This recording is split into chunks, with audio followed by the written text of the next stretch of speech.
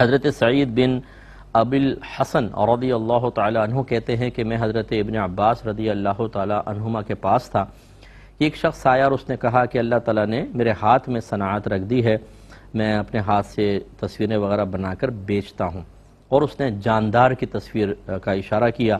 تو حضرت ابن عباس رضی اللہ تعالی عنہ نے فرمایا کہ میں تمہیں حدیث سناتا ہوں جو میں نے نبی کریم صلی اللہ علیہ وسلم سے سنی ہے، اور پھر آپ نے فرمایا کہ سرکار نے فرمایا جس نے کوئی تصویر بنائی تو اللہ تبارک و تعالی اس کو اس وقت تک عذاب دیتا رہے گا حتیٰ کہ وہ اس میں روح پھونک دے، اور وہ اس میں کبھی بھی روح نہیں پھونک سکے گا۔ یہ سن کر اس شخص کا چہرہ زرد ہو گیا، اس کا سانس پھول گیا۔ حضرت ابن عباس نے فرمایا کہ تم پر افسوس ہے، اگر تم تصویر کشی چھوڑنے پر تیار نہیں ہو تو تم اس درخت کی تصویر بناؤ، اور ہر اس چیز کی تصویر بنا لو کہ جو جاندار نہ ہو، ذی روح نہ ہو۔ اس پر ہم کلام کرتے ہوئے آپ کو بتا رہے تھے کہ اولاً تو مجسمہ جس کی پوری شکل صورت ہو وہ بنانا منع ہوتا ہے، اور اس کے علاوہ عکسی پکچرز بھی جو پازیٹیو جس کو کہتے ہیں پرنٹ آؤٹ نکالتے ہیں یہ منع ہوتا ہے، اور اصل جو مذہب نے منع کیا ہے وہ یہ صورت ہے، چہرہ بنانا۔ لہذا اگر آپ چہرہ ختم کر دیں، دھڑ کی تصویر بالکل شرعاً جائز ہے کہ یہ درخت کی مثل ہی ہو جاتی ہے۔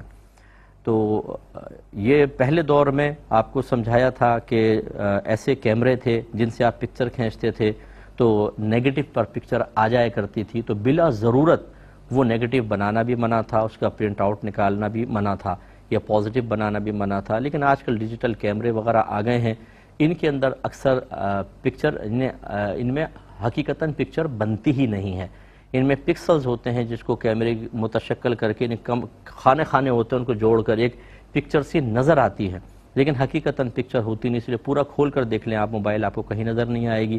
تو اس کی پھر اکثر فقہاء نے اجازت دے دی ہے اس دور کے اعتبار سے، یہ آپ بنا سکتے ہیں، لیکن اس کا بھی اگر آپ پرنٹ آؤٹ نکالیں گے تو منع ہوگا۔ پھر جو پکچر ہے جو پازیٹیو جس کو میں کہہ رہا ہوں کہ آپ نے اس کو نکال لی، اس میں بھی بعض چیزوں کا استثناء ہوتا ہے۔ مثال کے طور پہ اگر آج کل کے دور میں بھی بعض اوقات مکان وغیرہ دکان کی خرید و فروخت میں ڈاکومنٹس ہوتے ہیں، کاغذات بنتے ہیں، ان میں پکچر لگانی ہوتی ہے۔ اسی طریقے سے بچے جو پڑھ رہے ہیں اسکول وغیرہ کے ڈاکومنٹس میں، کالج یونیورسٹی کے، اس کے علاوہ بعض اوقات پاسپورٹ وغیرہ کے لیے، اب تو خیر ویسے ڈیجیٹل کیمرے سے ہوتی ہے پاسپورٹ میں، اور کسی کاغذ کے اندر ایسا ہو اس کی گنجائش نکلے گی، اس کی اجازت ہوگی۔ یوں ہی بعض اوقات جیسے مجرم وغیرہ ہوتے ہیں، وٹنسز ہوتے ہیں، وہ اسکیچ بنواتے ہیں کہ بھئی آپ بتائیں وہ کیسا تھا، تو وہ بتاتے جاتے ہیں، اسکیچ بنا لیتے ہیں، اس کی بھی گنجائش نکلے گی۔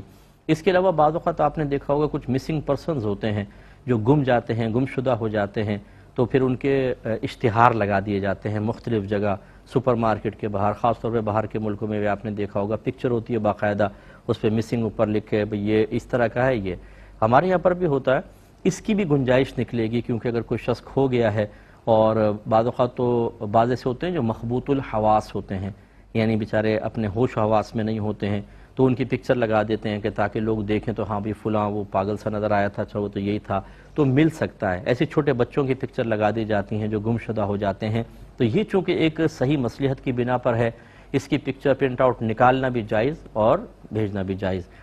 اسی طریقے سے بعض اوقات جو مجرم ہوتے ہیں، وانٹڈ ہوتے ہیں، ان کی پکچرز نکال کر مختلف جگہ لگا دی جاتی ہے کہ اس شکل کا آدمی اگر آپ کو کہیں نظر آئے تو فوراً بتائیں، تو پبلک پلیس پہ لگا دیتے ہیں، اس کی بھی سیکورٹی پوائنٹ آف ویو سے گنجائش نکلے گی۔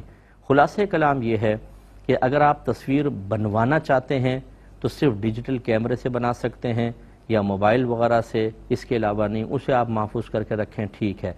باقی پرنٹ آؤٹ اس کا نہ نکالیں، پرنٹ آؤٹ صرف وہاں نکال سکتے ہیں یا پازیٹیو اس کا بنوا سکتے ہیں کہ جب آپ کو کوئی شرعی ضرورت ہو، اور شرعی ضرورت کے لیے آپ علماء سے معلوم کریں گے، وہ آپ کو بتائیں گے۔ لہذا شادی بیاہ کی یادگار کوئی شرعی ضرورت نہیں ہے کہ آپ کہیں جی ہم نے پکچرز کھنچوائی تھی، اب ہم چاہتے ہیں ان کو نکلوا کے ایک البم بنا کے رکھ لیں، نہیں کروا سکتے۔ یہ اسی وعید کے تحت آئے گی کہ جس نے ناجائز اس طرح کی پکچر بنائی تو برود قیامت اللہ تبارک و تعالیٰ اس سے فرمائے گا کہ اس میں روح ڈال ورنہ تجھے عذاب ہوتا رہے گا، وہ ڈال نہیں سکے گا تو عذاب ہوگا۔ یعنی یہ یوں نہیں ہے کہ وہ ہمیشہ ہمیشہ چلتا رہے گا، اس کی حد کوئی نہ کوئی ہوگی، اللہ تعالیٰ درگزر فرمائے گا، لیکن کب تک ہوگی یہ معلوم نہیں، کیونکہ مسلمان کا عذاب دائمی نہیں ہوتا، طویل ہو سکتا ہے۔ کافر کا عذاب دائمی ہوگا۔ دائمی کا مطلب کبھی ختم نہ ہونے والا، طویل کا مطلب بہت لمبا۔ لیکن کبھی ختم ہو جائے.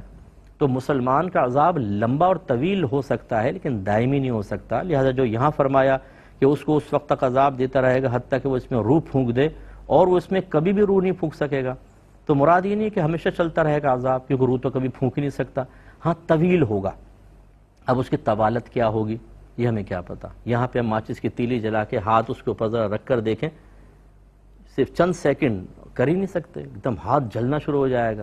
چند سیکنڈ دنیا کی آگ، وہ بھی ماچس کی، وہ نہیں ہے کہ جو مطلب ویلڈنگ کی آگ ہوتی ہے، کتنی شدید قسم کی ہوتی ہے، لوہے کو کاٹ کے رکھ دیتی ہے، وہ اس ماچس کی آگ سے کہیں زیادہ تیز ہوتی ہے. تو یہ ماچس کی آگ برداشت نہیں ہوتی. اور نبی کریم نے دوزخ کی آگ کو دنیاوی آگ سے 70 گنا زیادہ گرم فرمایا. اور دنیا کی آگ یہ ویلڈنگ کی بھی ہے. ایک اسٹیل مل میں چلے جائیں، وہاں جو آگ جلتی ہے وہ ایسی آگ ہوتی ہے بھٹی کی آگ کہ وہ لوہے کو پگھلا کے پانی کی طرح کر دیتی ہے، بالکل پانی کی طرح. لیکن سرکار فرماتے ہیں جہنم کی آگ دنیاوی آگ سے 70 گنا زیادہ گرم ہے. اب آپ اندازہ کریں، تو اگر تھوڑا چند سیکنڈ کا عذاب بھی ہو تو کہاں ہم سے برداشت ہو سکتا ہے. اللہ تعالی ہمیں اس عذاب سے محفوظ فرمائے. تو شوق ہی ایسا نہیں ہونا چاہیے. اس سے یقینی سی بات ہے کہ وہ بھائی بہن ذرا ہرٹ ہوں گے، انہیں تھوڑا سا اسی شخص کی طرح دکھ ہوگا کہ جو ہاتھ سے اسکیچز وغیرہ بنا کر وہ پیسہ کماتے ہیں، ہوٹلز وغیرہ میں، بڑے ہوٹلز میں بیٹھے ہوتے ہیں، پکنک جو پلیسز ہوتے ہیں وہاں پر بیٹھے ہوتے ہیں لوگ، بیٹھ کر سامنے ان سے اسکیچ بنوا رہے ہوتے ہیں اور وہ اس سے پیسے کما رہے ہوتے ہیں.